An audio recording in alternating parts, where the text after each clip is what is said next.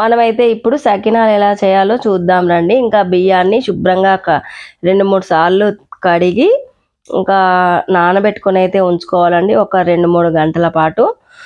ఉదయం 4 గంటలకి అలా పోస్తే 7 గంటల వరకు తీసి అంచెలో వేయాలండి. నీళ్ళన్నీ వడిచిపోయిన తర్వాత ఇంకా గిన్నె దగ్గరికి వెళ్ళైతే పిండి పట్టించుకురావాలండి. ఇంకా నేనైతే ఇదైతే మా తెలంగాణ వైపు అయితే తవ్వ అని అంటారండి. ఆ తవ్వతో 4 తవ్వల బియ్యం పోసానండి. ఒక్క తవ్వ నువ్వులైతే వేసాను దీంట్లోకి.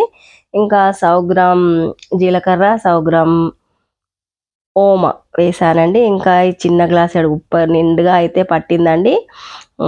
ఇంకా చప్పగా ఉంటే మళ్ళీ వేసాను పైనుండి. చిన్న గ్లాసు నిండుగా పడుతుందండి.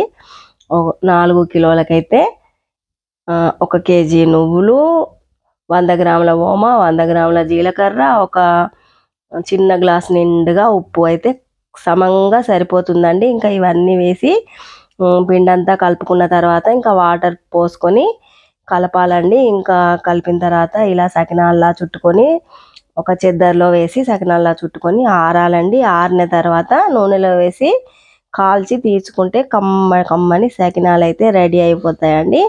ఇంకా ఇవైతే తెలంగాణ స్పెషల్ అనే చెప్పచ్చండి. ఇంకా ఎక్కడ చేయరని అనుకుంటా, నాకు తెలిసి అయితే చాలా కమ్మగా రుచిగా ఉంటాయండి.